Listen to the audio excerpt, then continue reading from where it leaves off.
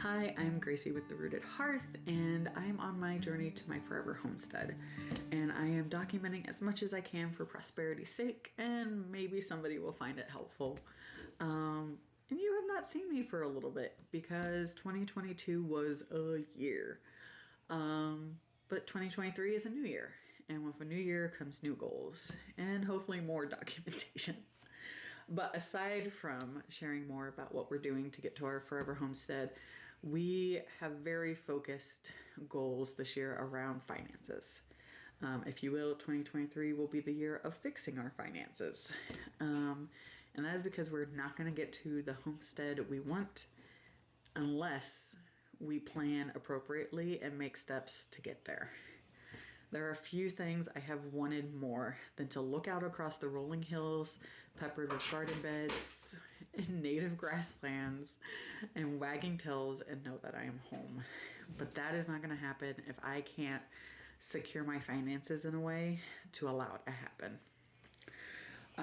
There are three major things when it comes to finances that I need to fix. One is paying down debt.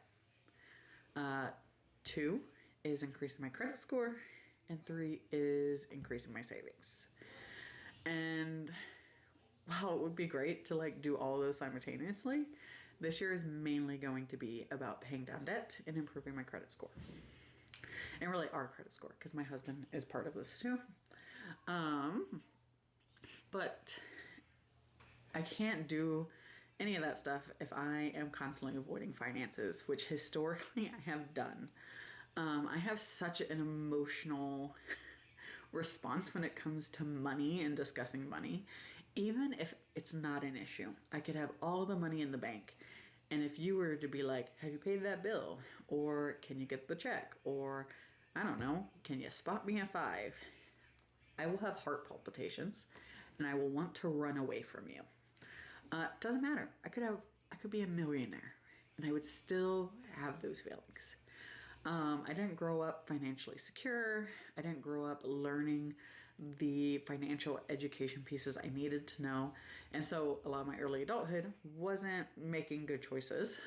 And then also never addressing the financial connections that I had, or the emotional connections that I have when it comes to finances. And so to help overcome that, I'm doing kind of 2 things. One is just kind of facing it, both through transparency through this stuff, and then also by literally looking at my finances every day, which I have never done. I am more of a getting to the next pay period and looking just to make sure so I don't embarrass myself. That is historically when I've looked at my finances. But I will be looking at them every day because I'm going to be tracking our spending and making sure we are paying debt down, as well as increasing savings. So there's that. And hopefully also to address the emotional side of things, I am going to increase my knowledge, because with knowledge comes better understanding. With better understanding, hopefully those emotional side of things gets better. If all else fails, there's therapy. But there are 2 specific books I'm going to start off reading. There will probably be more down the line, but these are the 2 I've chosen to start with. The first is I'll Teach You How to Be Rich by Sethi. I've actually read this book before. I will be rereading it because the first time reading it was the first time I felt like I had any willingness to even address finances or feel comfortable about it, and he gives a lot of base information. So I think refreshing that will be a really key step.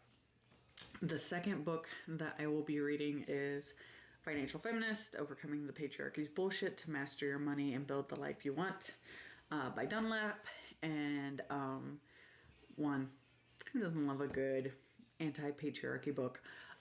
But 2, I follow her social media content. I think a lot of her handles are her first 100, something like that. And she deals a lot with like the emotional connection to finances and how that handicaps us, which I think will be really useful. So that's how I'm going to deal with like the emotional side of things. But as far as like the tangible steps, my goals are to pay down $10,000 in debt, and increase some savings, have a buffer, things like that. And you're like, $10,000 in debt? Is that all the debt you have? No. So we're going to try and get through this without having a heart attack. So my debt. I have, and these are rough numbers, but they're pretty close to accurate. Roughly in our house, we owe $100,000. In federal student loans, I have roughly $60,000. In private student loans, I have roughly $5,000. And I have a $15,000 car loan, and then I have $10,000 in miscellaneous other debts. Credit cards, son's orthodontist, phones are paying through Sprint, things like that. So my goal is to pay down to $10,000 in miscellaneous, and hopefully also the $5,000 in the private loan, if not this year, next year. But like, I would love for that to be done. It's really annoying, and it's one of those that like I don't have set up on auto pay, and it stresses me out. Anyways, so paying those down. Now, if along the way we can also create some sort of savings, because we don't really have one, that would be great too. We do have like retirement accounts. We each have a 401k through our work, and so we have, I want to say roughly $45,000 between the two of us. We have a separate Roth IRA that I set up when I read Sethi's book the first time, and that has a couple thousand in it. And then, so like our retirement we are saving towards, it's just more the day-to-day. And I have a lot of shame around that debt and finances in general, because like, I mean, debt in our society is frowned upon.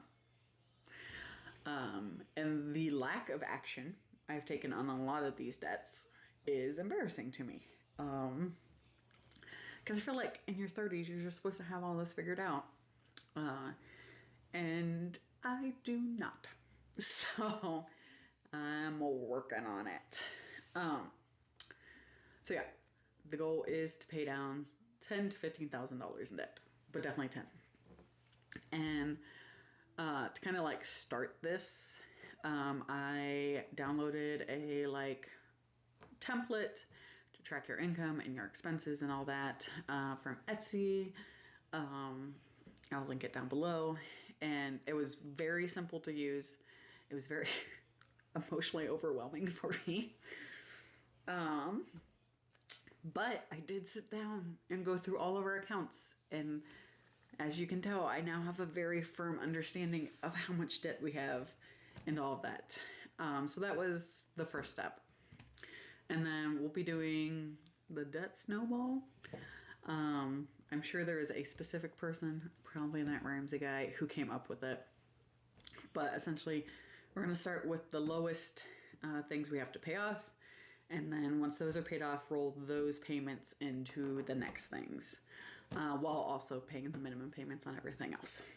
So, and I have an idea of like I know which debts we're going to tackle in what order.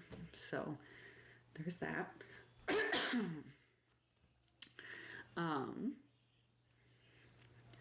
And then, like I said, I also want to increase our savings. To pay down the debt and to increase our savings, our income alone should be enough. We bring in pre-taxes roughly $100,000, post-taxes roughly $75K between the both of us, which honestly is so much more money than I ever thought I would make in my life. even like with a partner.